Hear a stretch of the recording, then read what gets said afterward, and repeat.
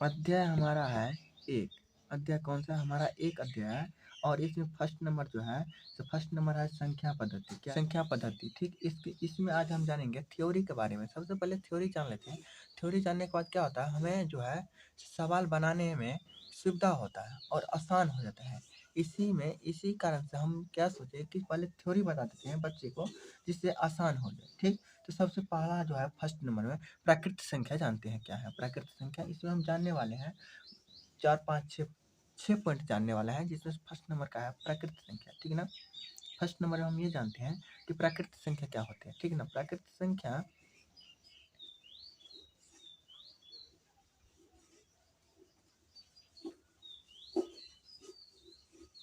प्राकृत संख्या 6 पॉइंट में से फर्स्ट नंबर का प्राकृत संख्या। ठीक है ना। ये सबसे पहले जान लेते हैं। तो ये है हमारा जो प्राकृत संख्या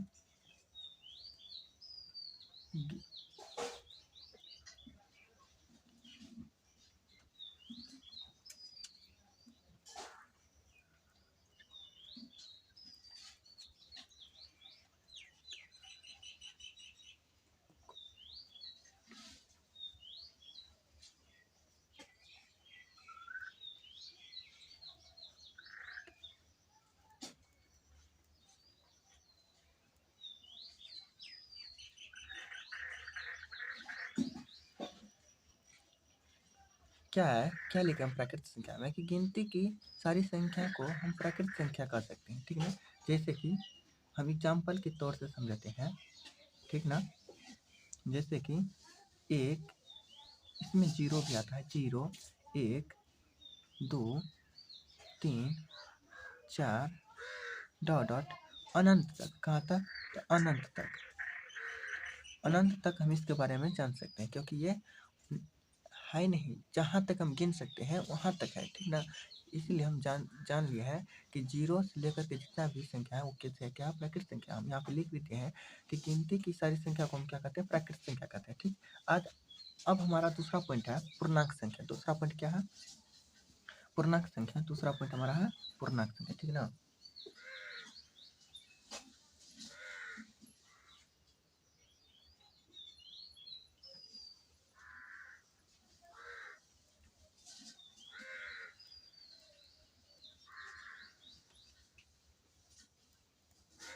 अब हमारा दूसरा पॉइंट है पूर्ण संख्या।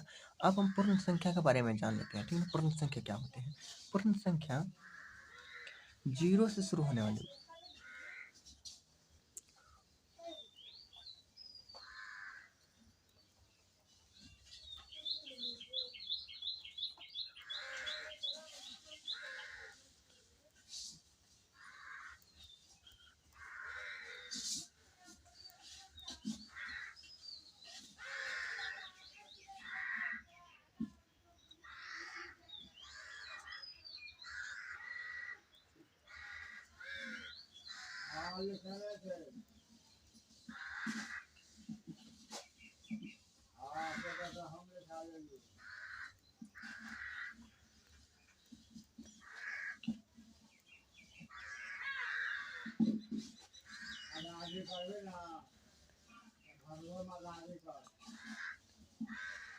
क्या हम लिखें परिभाषा कि पूर्ण संख्या वह संख्या जो शून्य से शुरू होने वाली संख्या पूर्ण संख्या कहलाते हैं। जैसे कि हम एग्जाम्पल के तौर में ये भी जान सकते हैं। जैसे 0 1 2 3 डॉट डॉट इसी तरह। ठीक ना। 0 से शुरू होने वाली, जैसे जैसे 0 है, 0 1 2 3 4 जहाँ तक हम गिन सकते हैं वहाँ तक। ठीक ना। इत्यादि इत्यादि हम जहाँ तक गिन सकते हैं वो सारा क्या है? पूर्ण संख्या है। ठीक है ना। हम पूर्णांक संख्या के बारे में जानते हैं। पूर्णांक संख्या जो है ऋणात्मक संख्या और धनात्मक संख्या के संग्रह को पूर्णांक संख्या कहते हैं। ये क्या होते हैं? जैसे कि एग्जाम्पल के तौर से समझते हैं। ठीक ना। एक रेखा है, ये क्या है? एक रेखा है यहाँ तक, और इसमें क्या है? ये मिडिल पॉइंट 0 है। इधर होता है पॉजिटिव, धनात्मक होता है, इधर धनात्मक हो जाता है और इधर ऋणात्मक हो जाता है। यानी दायां और क्या होता है? धनात्मक, और बायां और क्या होता है? ऋणात्मक। इस तरह का जो संख्या होते हैं, एक संख्या रेखा पर दर्शाया जाता है, इसी को हम कहते हैं पूर्णांक संख्या। ठीक है, पूर्णांक संख्या में क्या होते हैं, दोनों तरफ जितना उधर जाएगा, जितना इधर आएगा, उतना ही इधर भी जाएगा, ये है पूर्णांक संख्या। अब हम हमारा है चौथा टॉपिक जो है वास्तविक संख्या।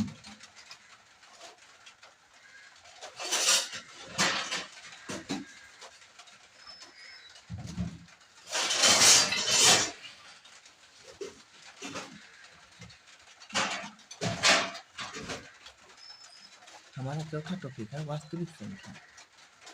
वास्तविक संख्या क्या होती है?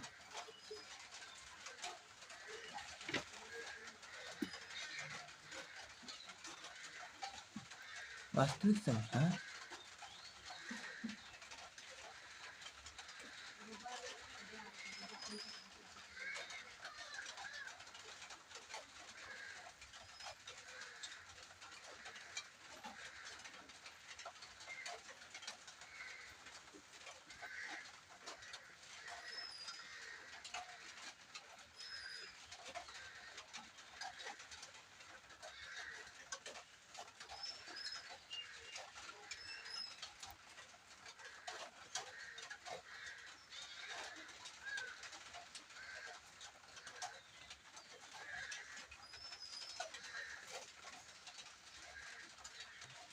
क्या है?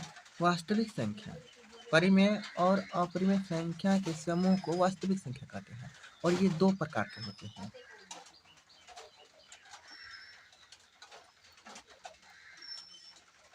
वास्तविक संख्याएं दो प्रकार की होती है, एक परिमेय संख्या होती है और दूसरा अपरिमेय संख्या होती है। चलिए अब हम परिमेय संख्या के बारे में जानते हैं। परिमेय संख्या एक बहुत बड़ा चैप्टर है और इसके बारे में जानना जरूरी है हमें। परिमेय संख्या वो ऐसी संख्या है जिसे p बटे q के रूप में लिख सकते हैं, उसे परिमेय संख्या कहते हैं। जैसे कि 0, 1, 2, 3, 3/7, 8/9 इत्यादि डॉट डॉट आदि, ये सब क्या है? परिमेय संख्या है। हम अपरिमेय संख्या के बारे में अब जानते हैं।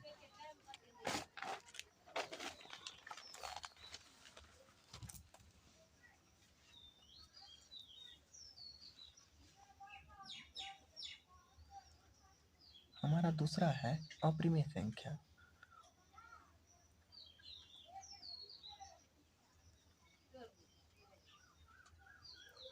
अपरिमेय संख्या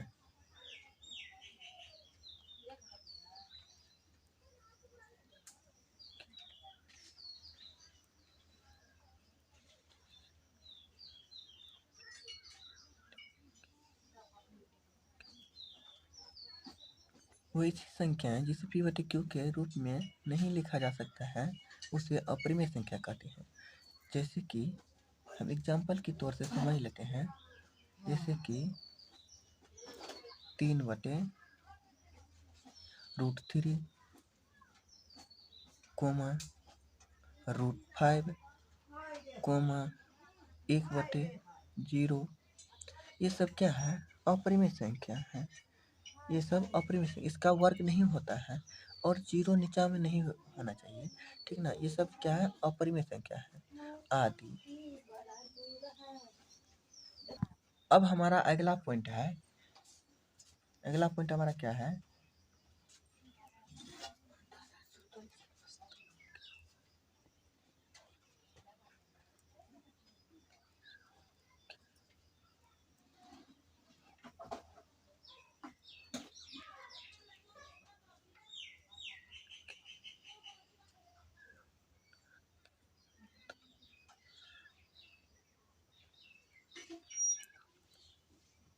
हमारा अगला टॉपिक है वास्तविक संख्या और उनके दशमलव प्रसार।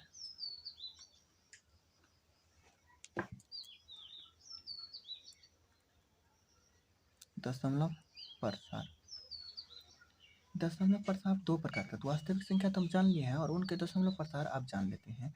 दशमलव प्रसार दो प्रकार के होते हैं, एक होता है शांत, दूसरा होता है अशांत। शांत दशमलव प्रकार के बारे में हम जान लेते हैं। वो ऐसी संख्या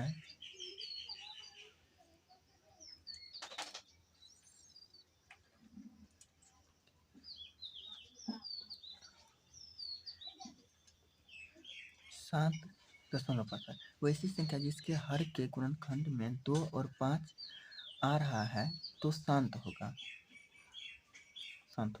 एग्जाम्पल के तौर से समझ लेते हैं। जैसे 8/16 ये शांत होगा। जैसे 7/8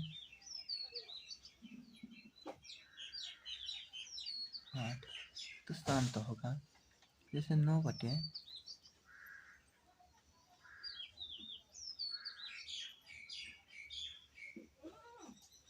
क्या ले लेते हैं हम 9, जैसे 0 ले लेते हैं, क्या 10 ले लेते हैं। तो ये सब क्या है, शांत दशमलव प्रसार, क्योंकि इसके हर के गुणनखंड हम करते हैं। जैसे कि देख लीजिए, हर के गुणनखंड करते हैं 16 का, क्या आता है 2 गुना 2 गुना 2 गुना 2।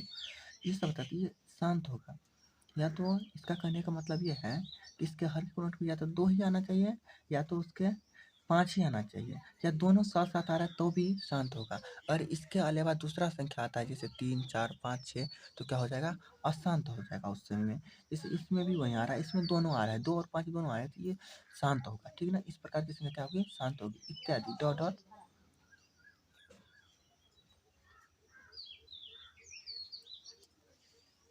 इसमें हम 6 सूत्र बताएंगे। इसे हम 6 सूत्र बताएंगे जो हमारे सवाल से मिलता जुलता रहेगा और इसमें मिलना भी चाहिए। ठीक, जैसे कि एक में है AM इंटू AN, इसका सूत्र क्या हो जाएगा, AM प्लस n हो जाएगा। और दूसरा जो है हमारा, दूसरा क्या है, AM इंटू n, इसका सूत्र हो जाएगा MAMN।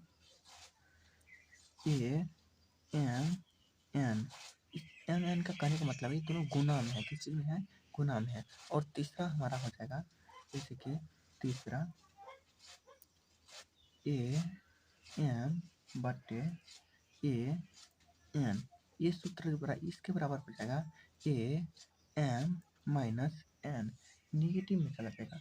और ये जो शर्त है ये हमेशा बोल रहा है m जो है n से बड़ा रहेगा।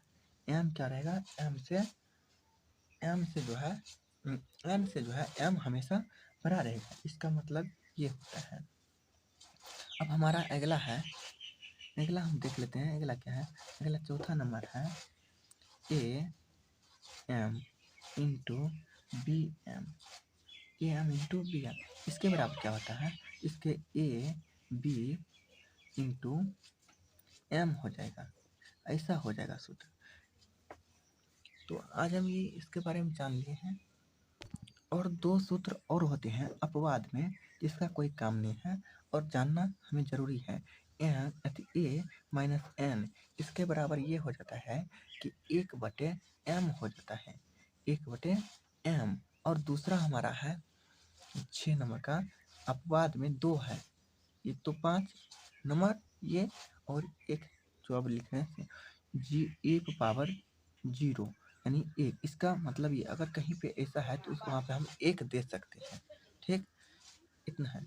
अगर मेरे ये वीडियो पसंद आते हैं तो लाइक, अच्छा लगा है तो लाइक सब्सक्राइब, चैनल को सब्सक्राइब कर लें और अपने दोस्तों के पास वीडियो को शेयर कर दें, जिससे उसे भी मदद मिले इस तरह के वीडियो देखने में। और इसमें जो मैं बताने वाला हूँ, नववीं की गणित या कोई भी ऐसी किताब, इंग्लिश या हिंदी कोई भी सब्जेक्ट पढ़ाएंगे तो उससे पहले हम थ्योरी पढ़ेंगे।